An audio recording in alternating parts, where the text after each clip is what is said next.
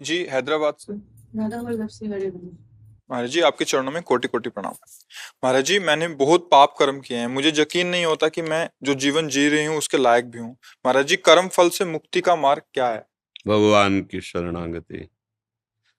सन्मुख होए जीव मोहि जबहि, जन्म कोटि अघ नासों तब। अपि चेत सुदुराचारो भजते माम अनन्य भाग, साधुरेव समन्तव्या सम्यक व्यवसिता ऐसा। सांगो पांग जिसने पापाचरण किया हो, अर्थात पाप का कोई भी अंग न छोड़ा हो, सब पाप किए हो, अब उसके हृदय में, जैसे आपके हृदय में पावन विचार आए मैं तो बहुत नीच अधम पापा, अब कौन मेरा उद्धार कर सकता है। पता चला संतों की कृपा से भगवान श्री हरि का आश्रय, तो हे नाथ अब आपके सिवा हमारा कोई नहीं, आप ही हमारे, अब सर्वस्व हो गया काम। भगवान उसी समय आदेश करते, साधुरेव मंतव्या, उसे साधु मानो, क्योंकि अब क्षिप्रम भवति धर्मात्मा, बहुत जल्दी उसके अंदर मेरे सद्गुण आ जाएंगे, उसने मेरा आश्रय ले लिया है। सन्मुख होए जिन कोटि जन्म अगनासो, कोई साधन शब्द यहां नहीं लिखा, केवल भगवान का आश्रय लिया कि करोड़ों जन्म के पाप नष्ट हो गए, हृदय में भगवान के मंगल सद्गुण प्रकाशित हो जाते हैं। पाप हमारे रुई के पहाड़ जैसे हैं, और भगवान का नाम, भगवान की शरणागति ये प्रचंड अग्नि है, एक क्षण में सब भस्म हो जाएंगे। हमें चिंता नहीं करनी, भगवान के वचनों पर अब ध्यान देना है। अब लो नशानी अब ना नशइयो, ये पहले पहले बात स्वीकार करे, और फिर भगवान करे अहम त्वाम सर्व पापेभ्यो मोक्षयिष्यामि मां शुचः, मैं पवित्र करूंगा, तुम्हारे सारे पाप मैं नष्ट करूंगा, तुम केवल हमारा आश्रय ले लो। सर्वधर्मान परित्यज्य माम एकम शरणम व्रज, ये बिल्कुल बेपर्द भगवान ने आज्ञा करी, इसमें कोई घुमाव छुपाव नहीं है कि एकमात्र मेरा आश्रय ले लो। अहम त्वाम सर्व पापेभ्यो मोक्षयिष्यामि मां शुचः, मैं तुम्हें समस्त पापों से रहित करके पवित्र कर दूंगा। हरीश पंत जी दिल्ली से। महाराज जी आपके चरणों में कोटि कोटि प्रणाम।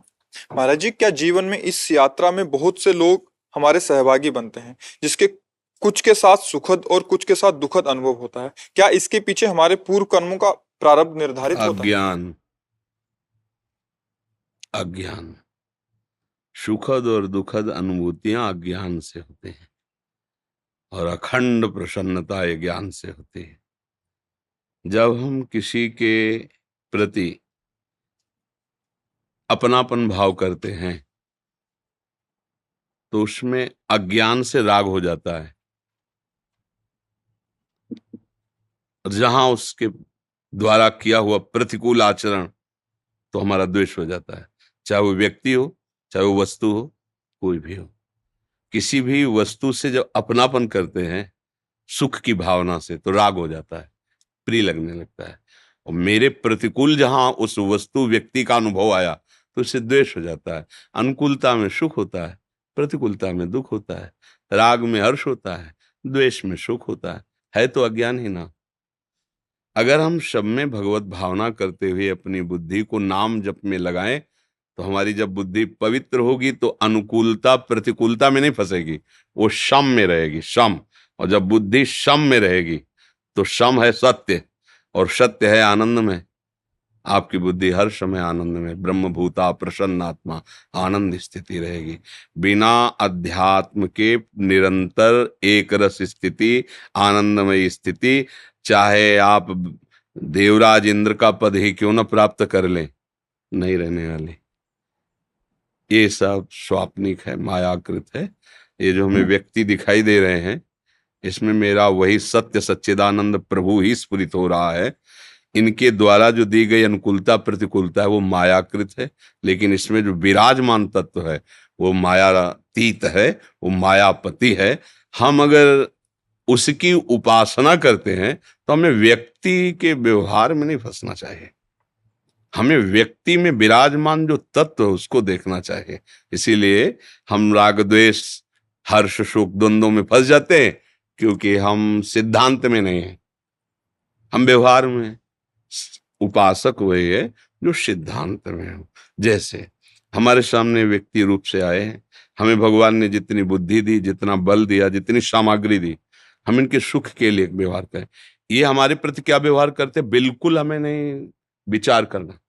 कि हमने तो इन्हें आदर से हाथ जोड़ा, बैठाला, आसन दिया, और ये कटुवचन बोलते चले जा रहे हैं। मतलब इनका क्या कर्तव्य है? अब गुस्सा आ जाएगी, क्योंकि अब हम व्यक्तित्व में आ गए, उपासक नहीं बचे। और जब हम उपासक हैं कि हमारे प्रभु इस रूप में आए, तो ये कटुवचन बोल रहे हैं, मतलब मेरे अंदर कितनी सामर्थ्य कम है ये दिखा रहे हैं। अगर जलन हुई तो अभी स्थिति ठीक, मेरे प्रभु आके जांच करवा गए, और अगर आनंद बना रहा तो एक आनंद उसमें और पॉइंट प्लस हो जाएगा। ओ भगवान की कितनी कृपा है कि वो सभा में आके कटुवचन कहते रहे और मेरे हृदय में बिल्कुल जलन नहीं हुई। मेरे भगवान कृपा कर, खत्म के। अगर हम बुरा मानेंगे और अच्छा मानेंगे तो हमारी बुद्धि अभी सांसारिक है, आध्यात्मिक नहीं है, परमार्थिक नहीं। तो सांसारिक बुद्धि में तो बनी रहेगी विषमता। चाहे जितने तुम रुपया कमा लो, चाहे जितने बड़े पद में बैठ जाओ, दो बातें होंगी। दो अनुकूल होंगे तो दो प्रतिकूल हो जाएंगे। दो तुम्हारी जय बोलेंगे तो दो तुम्हें गाली देंगे।